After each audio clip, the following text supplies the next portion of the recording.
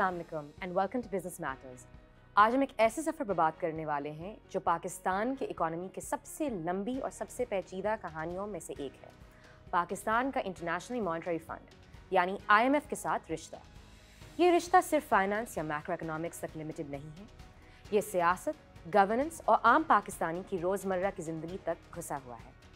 ہر کچھ سالوں میں آپ نیوز ہیڈ لائنز میں ضرور دیکھتے ہیں پاکستان IMF پروگرام میں چلا گیا ہے، IMF کی کنڈیشنز آ گئی ہیں، IMF اور گورنمنٹ کے بیچ نیگوشیشنز چل رہی ہیں۔ لیکن اصل سوال یہ ہے، پاکستان IMF کے دروازے پر بار بار کیوں جاتا ہے؟ یہ سائیکل بار بار کیوں ریپیٹ ہوتا ہے؟ اور اس کا اصل مطلب عام آدمی کے لیے کیا ہوتا ہے؟ چلیے سب سے پہلے IMF کو سمجھتے ہیں۔ IMF بنا تھا 1944 میں بریٹن ووڈز کانفرنس کے دوران، جب ورلڈ وار II کے بعد گلوبل اکنامک سسٹم ڈیزائن کیا جا رہا تھا۔ اس کا بیسک رول تھا ممبر کنٹریز کی کرنسیز کو سٹیبل رکھنا، انہیں بیلنس آف پیمنٹس کرائسس سے نکالنا اور ایک پریڈکٹیبل ٹریڈنگ سسٹم کریٹ کرنا۔ مطلب IMF کو ایک ایسے ایمرجنسی ڈاکٹر سمجھیے جو ملکوں کو شارٹ ٹرم لیکوڈیٹی دیتا ہے جب ان کے فارن ریزروز ختم ہو جاتے ہیں، لیکن ساتھ ہی ان کو دوائی بھی دیتا ہے جو عام طور پر آسٹیرٹی، ریفارمز اور ٹف پالیسیز ہوتی ہیں۔ پاکستان IMF کا فاؤنڈنگ ممبر تھا اور فارملی اس نے جوائن کیا تھا 1950 میں، انڈیپینڈنس کے صرف 3 سال بعد۔ اس وقت پاکستان کی اکانومی ابھی انفنٹ سٹیج میں تھی، ایک اگریرین اکانومی جہاں ایکسپورٹس کا میجر حصہ کاٹن اور جوٹ پر تھا، لیکن امپورٹس یعنی مشینری، انڈسٹریل گڈز اور پیٹرولیم بڑھ رہے تھے۔ ریزروز بہت لو تھے اور فارن ایکسچینج گیپ لگاتار گرو کر رہا تھا۔ 1958 میں پاکستان نے اپنا پہلا IMF پروگرام سائن کیا تھا۔ اس کا سائز صرف $25 ملین کے آس پاس تھا، آج کے حساب سے بہت ہی چھوٹا اماؤنٹ، لیکن سمبولکلی یہ بہت امپورٹنٹ تھا۔ یہ وہ وقت تھا جب پاکستان کی حکومت پہلی بار اوپنلی ایکنالج کر رہا تھا کہ اپنی بیلنس آف پیمنٹس کو مینج کرنا مشکل ہو گیا ہے۔ اکانومسٹ جیسے شاہد جاوید برقی لکھتے ہیں کہ اس وقت پاکستان کی اکانومی کا اسٹرکچر نیرو بیس تھا، ایک طرف کاٹن اور جوٹ ایکسپورٹس اور دوسری طرف امپورٹڈ کیپٹل گڈز اور ڈیفنس امپورٹس۔ اس مس میچ نے ڈالر کی کانسٹنٹ ڈیمانڈ کریٹ کی۔ 1960s میں ایوب خان کے دور آیا تھا جسے ڈیکیڈ آف ڈیولپمنٹ کہا جاتا ہے۔ گروتھ ریٹ بہت امپریسو تھی، ایوریج GDP گروتھ 6 سے 7% تک چلی گئی تھی، اور ورلڈ بینک کے رپورٹس کہتے ہیں کہ پاکستان ساؤتھ ایشیا کا ماڈل آف ڈیولپمنٹ لگ رہا تھا۔ ایگریکلچر پروڈکٹیوٹی گرین ریولیوشن کے ذریعے ڈبل ڈیجٹس میں گرو ہوا تھا، ٹیوب ویلز اور فرٹیلائزرز کی وجہ سے ویٹ اور رائس ییلڈز امپروو ہوئے تھے، انڈسٹری میں بھی ایکسپینشن ہوا تھا اور کراچی کو ایک رائزنگ انڈسٹریل ہب کے طور پر دیکھا جا رہا تھا۔ لیکن پکچر اتنی سمپل نہیں تھی۔ ایوب ایرا کے ڈیولپمنٹ ماڈل میں فارن ایڈ اور بورنگ کی ڈپینڈنسی بڑھ گئی تھی۔ اکانومسٹ گسٹاو رانس نے لکھا تھا کہ پاکستان کا growth model aid led growth تھا جہاں ریئل سسٹینیبلٹی کم تھی۔ IMF اور ورلڈ بینک کے لونز نے انفراسٹرکچر پروجیکٹس کو فنڈ تو کیا، لیکن فسکل ڈیفیسٹ اور امپورٹس کی ڈپینڈنسی بھی بڑھ گئی تھی، مطلب فاؤنڈیشن ابھی بھی ویک تھی۔ 1970s میں سچویشن ڈراسٹکلی چینج ہو گیا تھا۔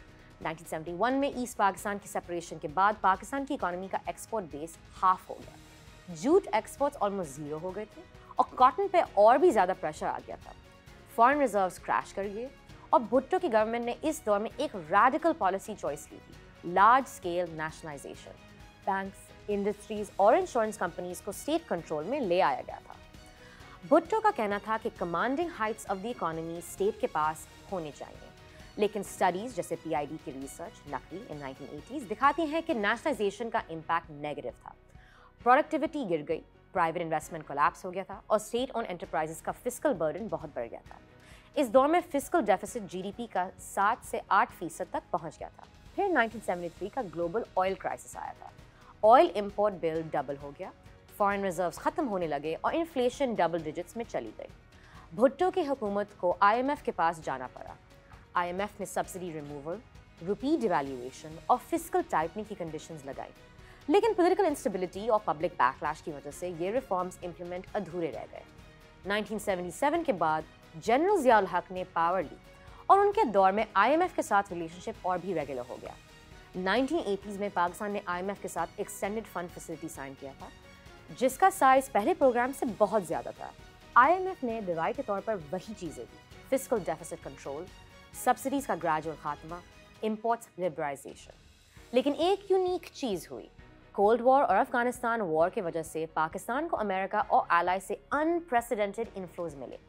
ایڈ मिलिट्री असिस्टेंस और रेमिटेंसेस बढ़ गई थी। इकोनॉमिस्ट इशरत हुसैन लिखते हैं कि 1980s में IMF के रिफॉर्म्स हाफ हार्टेड रह गई क्योंकि पैरेलल में स्ट्रेटेजिक रेंट्स आ रहे थे। मतलब पाकिस्तान को IMF की फाइनेंसिंग की ज़रूरत थी, लेकिन साथ ही वेस्ट से जियोपॉलिटिकल एड भी मिल रहा था। रिजल्ट ये हुआ कि रिफॉर्म्स कभी पूरे इम्प्लीमेंट हुए ही नहीं। इस दौर का सबसे बड़ा लेसन ये है कि IMF पाकिस्तान के लिए एक इमरजेंसी डॉक्टर बन गया था जो हर क्राइसिस में इंजेक्शन लगाता था, लेकिन सर्जरी कभी कंप्लीट नहीं होती। पाकिस्तान शॉर्ट टर्म रिलीफ ले लेता था, रिजर्व्स थोड़े स्टेबल हो जाते, लेकिन असली स्ट्रक्चरल मसाइल जैसे कि narrow tax base, inefficient SOEs और इंपोर्ट डिपेंडेंसी एड्रेस नहीं होते। और इसी तरह 1980s के एंड तक पाकिस्तान IMF का एक रेगुलर कस्टमर बन चुका था। हार्वर्ड के एक पेपर ईस्टर्ली 2001 कहता है कि पाकिस्तान इस दौर में एक सीरियल बोरोवर की कैटेगरी में आ गया था। मतलब IMF और वर्ल्ड बैंक के प्रोग्राम्स बार बार साइन होते, कुछ पैसे मिलते, कुछ रिफॉर्म्स अधूरे रहते और फिर अगला क्राइसिस आ जाता। 1980s के एंड और 1990s पाकिस्तान के लिए IMF के साथ रिलेशनशिप का सबसे क्रिटिकल दौर था। यही वो वक्त था जब मुल्क बार बार बैलेंस ऑफ पेमेंट्स क्राइसिस में फंस रहा था और IMF ने सिर्फ शॉर्ट टर्म बेलआउट्स के बजाय स्ट्रक्चरल एडजस्टमेंट प्रोग्राम्स यानी SAPs इंट्रोड्यूस किए थे। IMF का आर्गुमेंट ये था कि पाकिस्तान जैसे डेवलपिंग मुल्कों का मसला ये नहीं कि रिजर्व्स एक दफ़ा ख़त्म हो जाते हैं, बल्कि असली प्रॉब्लम उनके पॉलिसीज़ और स्ट्रक्चर में होता है। अगर सब्सिडीज़ बढ़ती रहेंगी, टैक्स बेस नैरो रहेगा और एक्सपोर्ट स्टैग्नेंट रहेंगे, तो आप चाहें जितनी भी दफ़ा IMF के पास चले जाओ, मसला हल नहीं होगा। इसलिए IMF ने 1988 के बाद पाकिस्तान के प्रोग्राम्स को एक नए फ्रेमवर्क में डिज़ाइन किया। सबसे पहला डिमांड था सब्सिडीज़ ग्रेजुअली ख़त्म करना, खासकर एनर्जी और फूड सेक्टर्स में। वर्ल्ड बैंक के 1990 के एक रिपोर्ट के मुताबिक पाकिस्तान अपने GDP का 6% से ज़्यादा सब्सिडीज़ पर खर्च कर रहा था, जो फिस्कल डेफिसिट का मेजर ड्राइवर था। दूसरा, करेंसी को रिपीटली डिवैल्यू करने ताकि एक्सपोर्ट्स कंपेटिटिव हो सकें। तीसरा, स्टेट ओन एंटरप्राइजेस की प्राइवेटाइजेशन जो हर साल बिलियन रुपीस का लॉस जनरेट कर रहा था। और चौथा, टैक्स रिफॉर्म्स जिसमें जनरल सेल्स टैक्स यानी GST का इंट्रोडक्शन भी शामिल था, जो उस वक्त एक कंट्रोवर्शियल आइडिया था। 1990s में पाकिस्तान ने मल्टीपल IMF प्रोग्राम साइन किए थे, लेकिन इस पूरे दौर को स्टॉप गो साइकिल के नाम से याद किया जाता था। मतलब ये था कि एक गवर्नमेंट IMF के साथ प्रोग्राम साइन करती थी, इनिशियल ट्रांचेस रिलीज हो जाते थे, लेकिन जैसे ही रिफॉर्म्स पॉलिटिकली टफ हो जाते थे, जैसे इलेक्ट्रिसिटी टैरिफ्स बढ़ाना, GST इम्प्लीमेंट करना या स्टेट एंटरप्राइजेस प्राइवेटाइज करना, वहाँ से गवर्नमेंट बैकट्रैक कर लेती। फिर IMF प्रोग्राम सस्पेंड हो जाता। कुछ साल बाद फिर रिजर्व क्राइसिस आ जाता था और IMF और पाकिस्तान IMF के पास नए प्रोग्राम साइन कर लेता था। 1988 में जब बेनज़ीर भुट्टो की पहली गवर्नमेंट आई, तो पाकिस्तान ने एक IMF प्रोग्राम साइन किया जिसमें ट्रेड लिबरलाइजेशन और करेंसी डिवैल्यूएशन की कंडीशंस थे। IMF के डॉक्यूमेंटेशन के मुताबिक 1988 से लेकर 1990 के दरमियान पाकिस्तान ने अपने रुपए को ऑलमोस्ट 20% डिवैल्यू किया था, लेकिन इन्फ्लेशन डबल डिजिट्स में चली गई थी और पॉलिटिकल बैकलैश इंटेंस था। सब्सिडी रिफॉर्म्स इंप्लीमेंट नहीं हो सके और प्रोग्राम का सस्पेंशन इनएविटेबल था। 1993 में नवाज शरीफ की गवर्नमेंट ने एक और IMF प्रोग्राम साइन किया था। इसमें स्ट्रक्चरल रिफॉर्म्स का वादा किया गया था, खासकर एनर्जी प्राइसिंग और टैक्स ब्रॉडनिंग, लेकिन ग्राउंड रियलिटीज अलग थी। एनर्जी सेक्टर में टैरिफ्स बढ़ाने की कोशिश हुई, लेकिन प्रोटेस्ट और पॉलिटिकल ऑपोजिशन की वजह से ये फुली इम्प्लीमेंट नहीं हो सका। टैक्स रिफॉर्म्स भी स्टक रहे। स्टेट बैंक के डेटा के मुताबिक 1993 में टैक्स GDP रेशियो सिर्फ 12% था और 1996 तक ये गिर गया था 10%, यानी रिफॉर्म्स उल्टा पीछे चले गए थे। IMF ने प्रोग्राम सस्पेंड कर दिया और पाकिस्तान फिर एक क्राइसिस में घुस गया। 1997 की एशियन फाइनेंशियल क्राइसिस ने पाकिस्तान के लिए एक और मसाइल पैदा कर दिए थे। करेंसी प्रेशर बढ़ गया था और सैंक्शंस की वजह से एक्सटर्नल फाइनेंसिंग श्रिंक हो गई। नवाज गवर्नमेंट ने उस वक्त भी IMF के साथ अग्रीमेंट साइन किया, लेकिन इस दफ़ा भी रिफॉर्म्स अधूरे रहे। पब्लिक एंटरप्राइजेस की लॉसेस बढ़ती गईं। PIA और पाकिस्तान रेलवेज जैसे एंटिटीज़ हर साल GDP का 1% के बराबर डेफिसिट क्रिएट कर रही थी, लेकिन पॉलिटिकल विल मिसिंग था। 1998 में जब न्यूक्लियर टेस्ट हुए तो पाकिस्तान पर फॉरेन इंटरनेशनल सैंक्शंस लग गए। फॉरेन डायरेक्ट इन्वेस्टमेंट जो ऑलरेडी डिक्लाइन पर थी वो और क्रैश हो गई और वर्ल्ड बैंक के एस्टिमेट्स के मुताबिक 1999 में पाकिस्तान के फॉरेन रिजर्व्स गिर गए सिर्फ $400 मिलियन तक रह गए, जो सिर्फ 2 हफ्ते के इंपोर्ट्स कवर करते थे। ये एक एग्जिस्टेंशियल क्राइसिस था। IMF ने इनिशियली पाकिस्तान के न्यूक्लियर टेस्ट के बाद प्रोग्राम सस्पेंड किए थे, लेकिन फिर शॉर्ट टर्म स्टेबलाइजेशन के लिए कंडीशनल इमरजेंसी हेल्प दी गई थी। फ्रेंडली कंट्रीज खासकर सऊदी अरेबिया और UAE ने डिफर्ड ऑयल पेमेंट्स के जरिए रिलीफ दिया था, لیکن یہ سب ایک پیچ ورک سلوشن تھا. اسٹرکچرل مسائل وہیں کے وہیں رہے. 1999 میں مشرف کا ٹیک اوور ہوا. آرمی نے پولیٹیکل انسٹیبلٹی کے بیچ ٹیک اوور جسٹیفائی کیا اور فوراً ہی IMF پروگرام کنٹینیو کرنے کا فیصلہ کیا. مشرف کی حکومت نے کچھ ٹف ریفارم شروع کیے تھے, جیسے ٹیکس ایڈمنسٹریشن امپروو کرنا اور پرائیویٹائزیشن کو ریوائیو کرنا, لیکن پولیٹیکل لیجیٹیمیسی کی کمی کی وجہ سے وہ بھی سسٹین نہیں ہوا. لیکن پھر 9/11 کے بعد جیو پولیٹیکل ڈائنامکس بدل گئے. امریکہ اور اس کے الائز نے پاکستان کو ایک اسٹریٹجک پارٹنر بنا دیا اور ایک دم سے میسو انفلوز آنے لگے. 2001 سے 2008 کے درمیان پاکستان کو $10 بلین سے زیادہ ملٹری اور اکنامک ایڈ ملی تھی. اسی وجہ سے IMF پر ڈپینڈنسی ٹیمپرریلی ریڈیوس ہو گیا. مشرف گورنمنٹ IMF کے پروگرام کو 2004 میں پریمیچورلی ایگزٹ کرنے میں سکسیسفل رہا اور ریزروز $16 بلین تک پہنچ گئے. لیکن یہ ریلیف ایک جیو پولیٹیکل رینٹ تھا, ریفارمز کا رزلٹ نہیں. اگر ایکڈیمک لٹریچر دیکھیں تو 1990s پاکستان کے لیے ایک لاسٹ ڈیکیڈ کہلاتا ہے. اکانومسٹ عشرت حسین اپنی کتاب Pakistan the economy of an elite state میں لکھتے ہیں, اس دور میں پالیسی کنٹینیوٹی زیرو تھی. ہر گورنمنٹ IMF سے پیسے لے کر شارٹ ٹرم کرائسس مینیج کرتی, لیکن ایلیٹ کیپچر اور پولیٹیکل انسٹیبلٹی کی وجہ سے ریفارمز ادھورے چھوڑ دیتی. PID کی 2003 کی ایک سٹڈی کہتی ہے کہ 1990s میں پاکستان ایوریج GDP گروتھ صرف 4% رہی, جو 1980s کی 6% سے کافی نیچے تھی.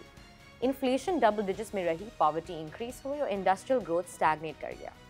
کرنٹ اکاؤنٹ ڈیفیسٹ بڑھتا رہا اور فارن ڈائریکٹ انویسٹمنٹ 1998 تک صرف $400 بلین پر ایئر رہ گیا تھا. IMF کے اپنے انڈیپینڈنٹ ایویلیویشن آفس کے 2002 کے رپورٹ میں لکھا گیا تھا کہ پاکستان کا کمپلائنس ریکارڈ بہت ہی ویک تھا. Out of 13 programs signed between 1988 and 2001, صرف ایک پروگرام فلی کمپلیٹ ہوا, باقی یا تو سسپینڈ ہو گئے یا انکمپلیٹ رہ گئے. یہ ریکارڈ پروف ہے کہ پاکستان اور IMF کا ریلیشن شپ ایک ڈپینڈنسی ٹریپ میں پھنس گیا تھا. ہر دفعہ سیم سائیکل ریپیٹ ہوتی, ریزروز کرائسس, IMF پروگرام, کچھ کاسمیٹک ریفارمز, پھر پولیٹیکل بیکلیش, پروگرام سسپینڈ اور پھر کرائسس. کی ٹیک اوے یہ ہے کہ 1980s کے اینڈ اور 1990s نے پاکستان کو ایک IMF ڈپینڈنسی ٹریپ میں ڈال دیا.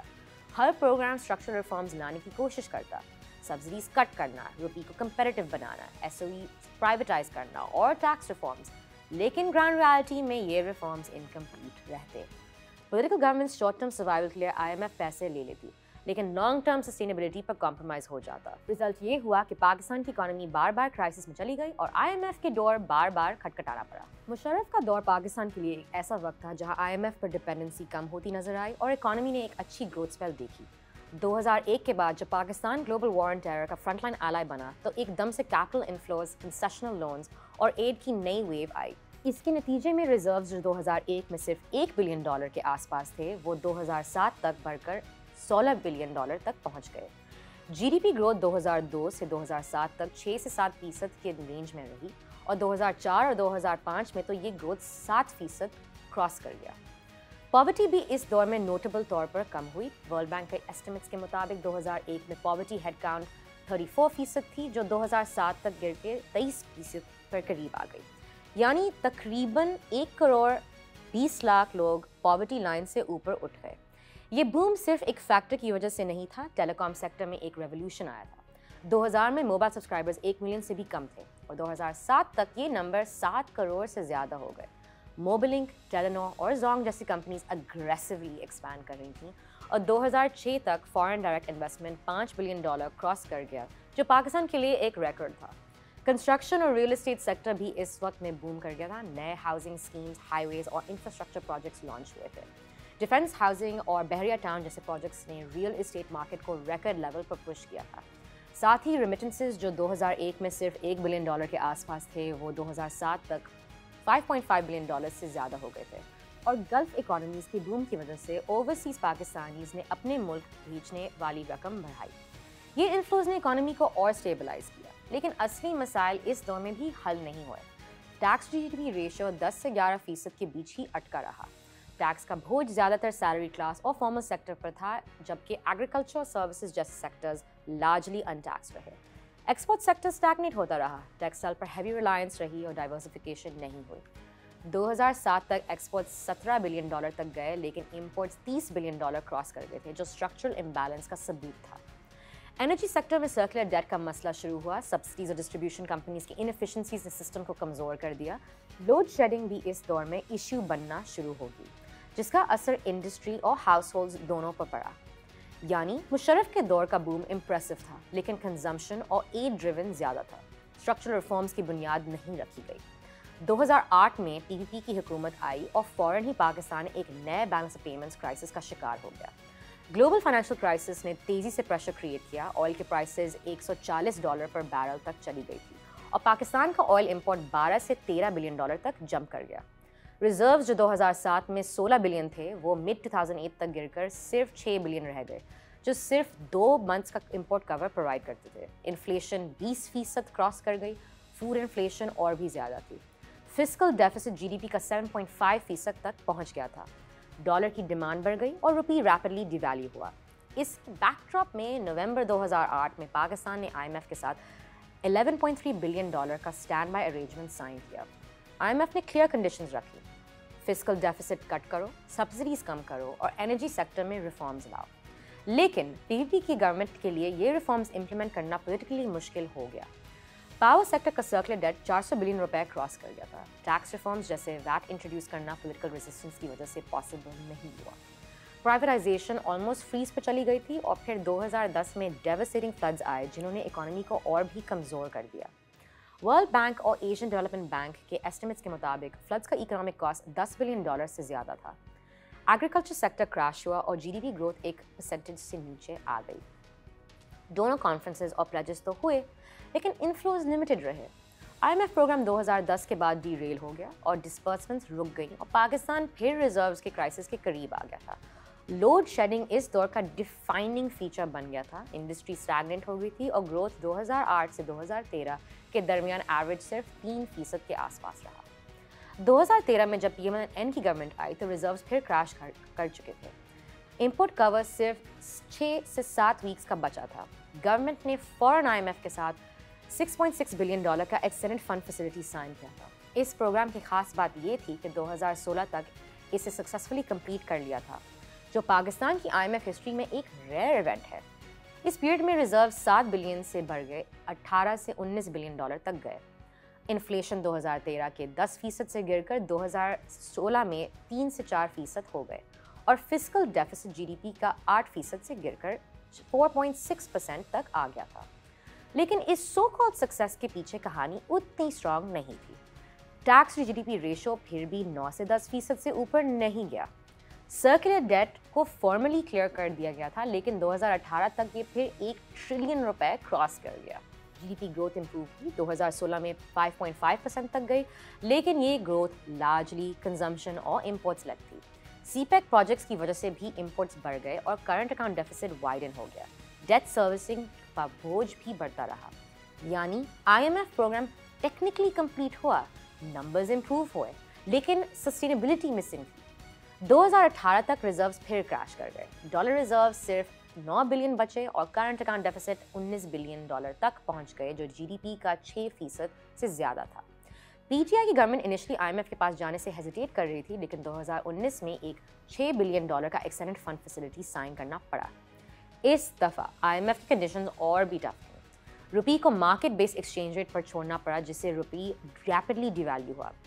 $120 पर डॉलर से गिरकर $160 पर डॉलर तक चला गया। इंटरेस्ट रेट्स 6% से बढ़कर 13.25% हो गए। सब्सिडीज कट हुई और अग्रेसिव टैक्स टारगेट सेट हुए। इकोनॉमी एक शार्प एडजस्टमेंट शॉक से गुजरी। इन्फ्लेशन डबल डिजिट्स में चला गया, 11 से 12% और जीडीपी ग्रोथ गिरकर सिर्फ 1.9% रह गई।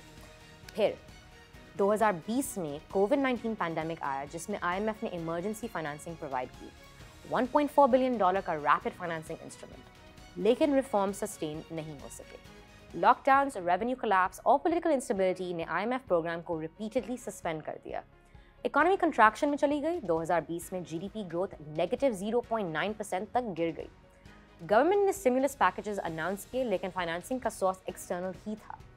पीटीआई का प्रोग्राम कोविड के बाद रिवाइव करना मुश्किल हो गया। पॉलिटिकल टर्मोइल ने अनसर्टेनिटी बढ़ाई और रिजर्व्स पे तेज़ी से डिक्लाइन कर गए। 2022 तक पाकिस्तान फिर डिफ़ॉल्ट के करीब आ गया और आईएमएफ के साथ एक और स्टाफ लेवल अग्रीमेंट करना पड़ा। यानी 2000s और 2010s IMF साइकिल का नया वर्जन लेकर आया। मुशर्रफ के दौर में एड इनफ्लोज और कैपिटल बूम ने टेम्पररी स्टेबिलिटी दी, लेकिन स्ट्रक्चरल फ्लॉज हल नहीं हुए। पीपी के दौर में IMF बेल आउट आया, लेकिन रिफॉर्म्स इंप्लीमेंट नहीं हुए और फ्लड्स ने इकोनॉमी को और वीक कर दिया। PMLN के दौर में एक रेयर IMF प्रोग्राम कंप्लीट हुआ, लेकिन उसकी सस्टेनेबिलिटी मिसिंग थी और सर्कुलर डेट और इंपोर्ट्स लेड ग्रोथ ने फिर से वनरेबिलिटीज क्रिएट की। PTI के दौर में टफ IMF रिफॉर्म्स और कोविड शॉक ने इकोनॉमी को डिस्टर्ब कर दिया। इन्फ्लेशन और इंटरेस्ट रेट्स डबल डिजिट्स में हो गए और प्रोग्राम डीरेल हो गया। आज पाकिस्तान अपने 24th IMF प्रोग्राम के अंदर है। ये सबूत है कि मुल्क के असली मसाइल जैसे narrow tax base, stagnant exports और एनर्जी सेक्टर का सर्कुलर डेट अभी तक हल नहीं हुए। जब तक ये रिफॉर्म्स जेन्युइनली इंप्लीमेंट नहीं किए जाते हैं, IMF साइकिल से निकलना मुश्किल रहेगा। हर दफ़ा शॉर्ट टर्म स्टेबलाइजेशन मिलती है, लेकिन लॉन्ग टर्म रिफॉर्म्स इनकम्प्लीट रह जाते हैं। नतीजा ये है कि मुल्क एक दफ़ा फिर से रिजर्व क्राइसिस में फंस जाता है और IMF के पास वापस जाना पड़ता है। अब जब हम पाकिस्तान के IMF के सफ़र को 1958 से लेकर PTI के प्रोग्राम्स तक देखते हैं, एक बात बहुत वाज़े सामने आती है। पाकिस्तान एक IMF साइकिल में फंसा हुआ है। हर कुछ सालों बाद रिजर्व्स गिरते हैं, फिस्कल और करंट अकाउंट डेफिसिट बढ़ते हैं, हुकूमत IMF के पास जाती है, एक नया प्रोग्राम साइन होता है, कुछ शॉर्ट टर्म स्टेबलाइजेशन मेजर्स ली जाती हैं, थोड़ी स्टेबिलिटी आती है और फिर जैसे ही सियासी या इकोनॉमिक प्रेशर बढ़ता है, वही रिफॉर्म्स अधूरे रह जाते हैं। इसका नतीजा ये है कि पाकिस्तान ने अब तक 24 IMF प्रोग्राम साइन किए हैं, जो दुनिया में सबसे ज़्यादा IMF एंगेजमेंट्स में से है। सातीजा में पाकिस्तान IMF का सबसे बड़ा क्लाइंट बन चुका है, जबकि इंडिया ने अपनी हिस्ट्री में सिर्फ एक बड़ा IMF प्रोग्राम 1991 लिया था और उसके बाद खुद को सस्टेन कर पाया। 2022 से 23 में फिर वही साइकिल रिपीट हुई। यूक्रेन वॉर की वजह से ग्लोबल एनर्जी और कमोडिटी प्राइसेस स्काई हाई पहुंच गई थी। पॉलिटिकल इंस्टेबिलिटी की वजह से इन्वेस्टमेंट क्लाइमेट बिगड़ गया और 2022 के रिकॉर्ड फ्लड्स ने इकोनॉमी को डायरेक्ट $30 बिलियन का नुकसान दिया, वर्ल्ड बैंक के एस्टिमेट्स। फॉरेन एक्सचेंज रिजर्व्स गिरते गिरते 3 हफ्ते के इंपोर्ट कवर तक रह गए। डिफ़ॉल्ट का खतरा सामने था। इसी बैकग्राउंड में IMF ने 2023 में एक $3 बिलियन का स्टैंड बाय अरेंजमेंट अप्रूव किया। इससे पाकिस्तान को थोड़ा ब्रीदिंग स्पेस मिली, डिफ़ॉल्ट अवॉइड हुआ, लेकिन इसका कॉस्ट आम आवाम ने महंगाई की सुनामी की शक्ल में भरा। 2023 से 24 में CPI इन्फ्लेशन 29 से 30% तक पहुंच गया। स्टेट बैंक के मॉनेटरी पॉलिसी रिपोर्ट के मुताबिक ये मुल्क की तारीख के सबसे ऊंचे लेवल्स में से था। रुपए $300 से नीचे गिर गया। इलेक्ट्रिसिटी और फ्यूल के बिल्स रिकॉर्ड हाईज पर चले गए थे और GDP ग्रोथ 0.3% तक गिर गई। पाकिस्तान इकोनॉमिक सर्वे 2024 के मुताबिक अर्बन मिडिल क्लास के लिए ये दौर बहुत पेनफुल था। रियल वेजेस गिर गईं और पॉवर्टी हेडकाउंट वर्ल्ड बैंक के मुताबिक 4 परसेंटेज पॉइंट्स बढ़ गया था, जिसका मतलब है कि 12 मिलियन नए लोग गुर्बत की लाइन के नीचे चले गए। ये IMF प्रोग्राम से क्लासिक डिलेमा है। शॉर्ट टर्म स्टेबलाइजेशन तो मिलती है, current account deficit temporary control हो जाता है, रिजर्व्स रीबिल्ड हो जाते हैं, लेकिन उसका दर्द सबसे ज़्यादा मिडिल और लोअर क्लासेस पर गिरता है। जैसे इकोनॉमिस्ट डैनी रॉड्रिक कहते हैं, stabilisation without growth is a political time bomb. Pakistan का मसला भी यही है। IMF प्रोग्राम्स ने शॉर्ट टर्म कोलैप्स तो बचाया, लेकिन लॉन्ग टर्म रिफॉर्म सस्टेन नहीं हो पाए। अगर हम ऑनेस्टली देख लें तो IMF खुद मसला नहीं है।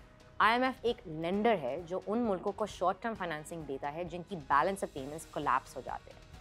IMF की स्टडीज़ इंडिपेंडेंट इवैल्यूएशन ऑफिस 2019 कहती है कि प्रोग्राम के सक्सेस या फेलियर लार्जली बोरो के पॉलिटिकल विल पर डिपेंड करता है। मतलब IMF एक डॉक्टर है जो दवा देता है, लेकिन पेशेंट खुद दवा कंटिन्यू नहीं करता। पाकिस्तान का असली मसला है कि स्ट्रक्चरल रिफॉर्म्स कभी पूरी तरह सस्टेन नहीं किए गए। चलिए कुछ कोर एरियाज देखते हैं। 1, टैक्स सिस्टम। पाकिस्तान की टैक्स टू GDP रेशियो अभी भी 9 से 10% के बीच में है, अकॉर्डिंग टू FPR डेटा 2024। ये साउथ एशिया की सबसे लो रेशियोज में से है। इंडिया की रेशियो 17% है, बांग्लादेश की 12% और वियतनाम जैसे इमर्जिंग इकोनॉमीज़ की 18 से 20%। IMF के सबसे बड़ा डिमांड हमेशा ये होता है कि टैक्स रेट्स ब्रॉडन करो, एग्रीकल्चर और रिटेल को सिस्टम में लाओ और एलीट्स को एग्जेम्पशंस ख़त्म करो। लेकिन पॉलिटिकल इकोनॉमी स्टडीज़ PID 2021 दिखाती हैं कि पाकिस्तान का टैक्स सिस्टम एलीट कैप्चर का शिकार है। यहाँ पे maximum tax pressure salary class और इनडायरेक्ट टैक्सेस पे होता है, जबकि लार्ज लैंड ओनर्स और ट्रेडर्स लार्जली अंडर टैक्स रहते हैं। 2, energy sector. Energy circular debt Pakistan का क्रॉनिक प्रॉब्लम बन चुका है। 2024 तक सर्कुलर डेट का स्टॉक 2.6 ट्रिलियन रुपीस क्रॉस कर गया था, अकॉर्डिंग टू नेपरा। हर IMF प्रोग्राम ये कहता है कि टैरिफ्स कॉस्ट इफेक्टिव बनाओ, लाइन लॉसेस रिड्यूस करो और गवर्नेंस इंप्रूव करो। लेकिन ग्राउंड रियलिटी ये है कि डिस्ट्रीब्यूशन कंपनीज यानी कि डिस्कोज 17 سے 20% تک کے لاسز رپورٹ کرتی ہیں اور پولیٹیکل کمپلشن کی وجہ سے حکومت بار بار سستی بجلی یا سبسڈی دینے کا وعدہ کرتی ہے۔ رزلٹ ڈیٹ اور زیادہ بڑھتا ہے۔ 3. Exports versus imports. پاکستان کے ایکسپورٹس پچھلے 10 سال سے 30 سے 32 بلین ڈالرز کے آس پاس اٹکی ہوئی ہیں، جبکہ امپورٹس 55 سے 60 بلین ڈالرز کے رینج میں رہتے ہیں۔ مطلب ٹریڈ ڈیفیسٹ کرونک ہے۔ ہر IMF پروگرام میں روپے کی ڈیویلیویشن ہوتی ہے جو شارٹ ٹرم میں امپورٹس کو ایکسپینسو اور ایکسپورٹس کو کمپیٹیو بناتا ہے، لیکن اسٹرکچرل ایشوز جیسے پروڈکٹ ڈائیورسفیکیشن اور اسکیل کبھی ایڈریس نہیں ہوتے۔ ورلڈ بینک کی ایک اسٹڈی 2020 کہتی ہے کہ پاکستان کے ایکسپورٹس کا 60% صرف لو ویلیو ٹیکسٹائلز پر ڈیپینڈنٹ ہے اور ویلیو ایڈڈ اور ٹیکنالوجی ایکسپورٹس بہت پیچھے ہے۔ 4. State owned enterprises. TIA، Pakistan steel mills اور ڈسکوز جیسے SOEs ملک کے خزانے پر کانسٹنٹ بوجھ ہے۔ منسٹری آف فائنانس کے 2022 کے وائٹ پیپر کے مطابق ٹاپ 200 SOEs کلیکٹیولی 500 بلین روپے کا اینول لاس کر رہے ہیں۔ IMF پروگرامز ہمیشہ پرائیویٹائزیشن یا ریسٹرکچرنگ کی بات کرتے ہیں، لیکن سیاسی ریزسٹنس اور لیبر یونینز کی وجہ سے یہ ایجنڈا رک جاتا ہے۔ یعنی IMF پروگرامز ہر دفعہ ایک بینڈ ایڈ لگاتے ہیں، کرائسس ٹیمپررلی پیچ ہو جاتا ہے، لیکن زخم کے اندر کا انفیکشن یعنی کہ اسٹرکچرل مسائل وہی کے وہی رہتے ہیں۔ اب اگر آپ کمپیریٹیو اسٹڈیز دیکھیں تو پکچر اور کلیئر ہو جائے۔ فار انسٹنس گانا اور ایجپٹ جیسے ملکوں نے IMF کے ملٹیپل پروگرامز لیے، لیکن انہوں نے پیرل ریفارمز امپلیمنٹ کیے تھے، جیسے ٹیکس ڈیجیٹائزیشن اور ایکسپورٹ ڈائیورسفیکیشن، جس سے ان کی ڈپینڈنسی سائیکل توڑی گئی تھی۔ پاکستان نے یہ کبھی پوری طرح سے کیا ہی نہیں ہے۔ اکانومسٹ عدنان قاضی ان لمز 2022 لکھتے ہیں کہ پاکستان کی پرابلم امپلیمنٹیشن گیپ ہے۔ ریفارمز اناؤنس ہوتے ہیں، تھوڑا سا امپلیمنٹ ہوتے ہیں، پھر پولیٹیکل سائیکل اور ویسل انٹرسٹ کی وجہ سے کولیپس ہو جاتے ہیں۔ کی ٹیک اوے یہ ہے کہ IMF خود ہی ایک ولن نہیں، یہ ایک لینڈر ہے جو شارٹ ٹرم فائنانسنگ اور ٹف پرسکرپشنز دیتا ہے۔ مسئلہ پاکستان کا اپنا گورننس اور پولیٹیکل اکانومی کا ہے۔ جب تک ٹیکس ریفارمز جینوئنلی امپلیمنٹ نہیں ہوتے، انرجی سیکٹر کا گورننس امپروو نہیں ہوتا، ایکسپورٹ بیس ڈائیورسفائی نہیں ہوتا اور SOEs ریسٹرکچر نہیں ہوتے، IMF سائیکل بریک نہیں ہوگی۔ IMF پروگرام سسٹین کرنا پاکستان کی اپنی ہی ذمہ داری ہے۔ بزنس میٹرز کے اس ایپیسوڈ میں شامل ہونے کا شکریہ۔ Join us next week as we continue to uncover Pakistan's business and economic landscape. تب تک کے لیے خدا حافظ۔